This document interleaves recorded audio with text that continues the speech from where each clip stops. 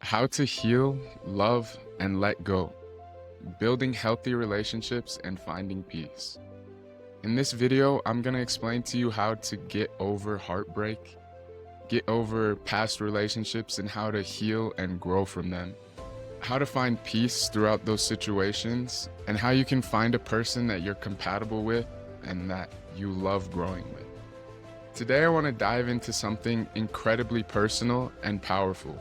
Relationships, heartbreak, healing, and everything in between.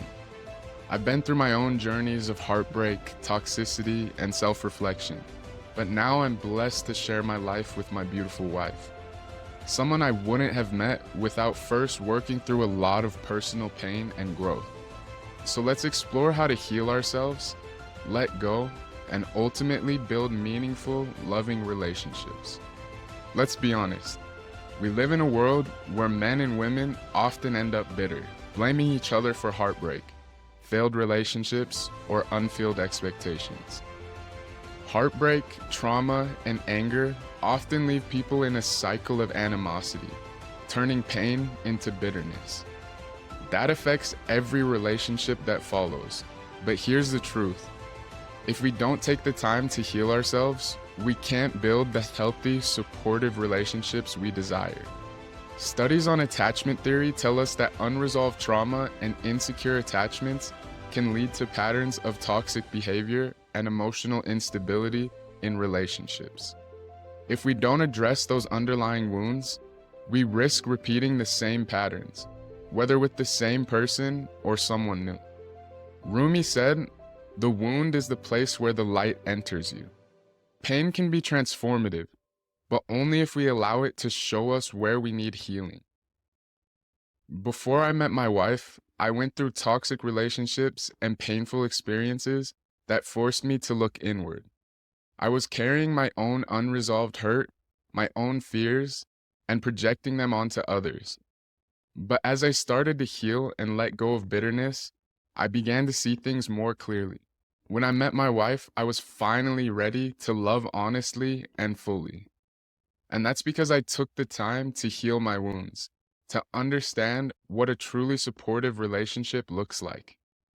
When you heal yourself, you become a magnet for healthier relationships. The energy you put out will attract the same in return. Your capacity to love others begins with your capacity to love and accept yourself. Osho said, "Love is not about possession. Love is about appreciation. True love is not about controlling or blaming. It's about gratitude and respect." One of the biggest lessons in healing from heartbreak is learning the power of detachment. It doesn't mean you don't care. It means you're not letting the past or another person control your happiness or your self-worth. If a relationship ended, maybe it just wasn't meant to be. Maybe you weren't compatible, and that's okay. Psychologists often speak of radical acceptance, which means accepting a situation fully as it is without needing to change it. This is key in moving on from a breakup without bitterness or resentment. Detachment is not that you should do nothing, but that nothing should own you. Detachment is not that you should own nothing, but that nothing should own you. Detachment is about reclaiming your power, refusing to let painful experiences define you. Here's some practical tips that you can use. Start by taking a step back and examining the relationship from an objective place. Were there red flags you ignored? Ways you both contributed to the toxicity? Healing is not about blaming, but understanding and learning. In today's culture, it's easy to point fingers and say, all men are this way or all women are that way. But relationships are two-way streets. Instead of blaming the other person or the entire other gender, ask yourself, what could I have done differently? This doesn't mean taking all the blame. It means acknowledging that growth is an inside job. Socrates said, "An unexamined life is not worth living." Introspection is the tool that allows us to learn from our past rather than be trapped by it. Each of us has the power to shape our future by learning from the past. Here's an actionable step that I use that's life-changing. Try journaling after a breakup, reflecting on what you learned about yourself in the relationship. Write down any patterns or triggers you notice and consider how you might address them before moving on to a new relationship. Here's the truth. You can't truly love others until you've learned to love yourself. Self-love isn't just about self-care routines or affirmations.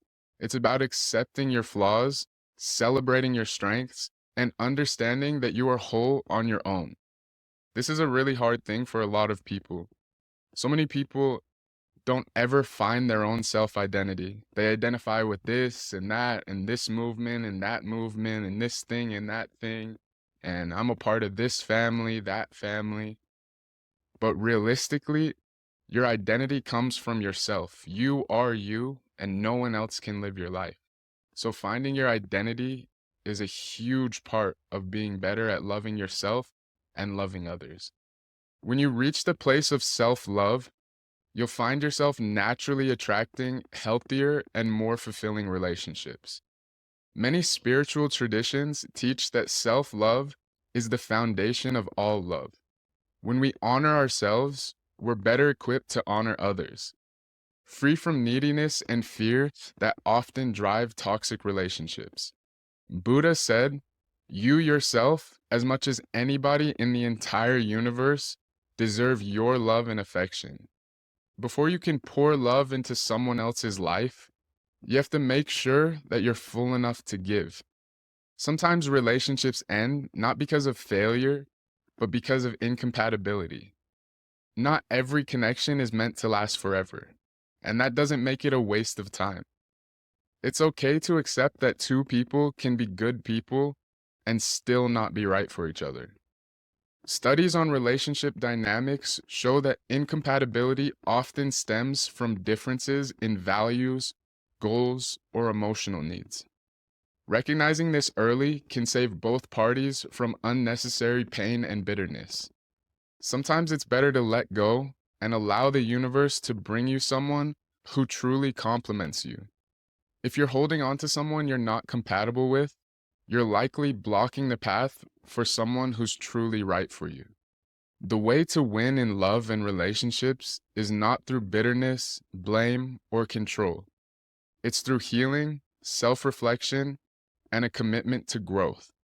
When you focus on loving yourself, detaching from negativity, and embracing introspection, you'll naturally start attracting the kind of relationships that bring joy and fulfillment. A healthy relationship doesn't drag you down. It inspires you to be better. Remember, the best relationships are the ones where both people feel free to grow and support each other. And as always, thanks for watching. If you're ready to start the journey of healing and creating better relationships, remember, that starts with you. Value learning, keep growing, and success will come. Peace.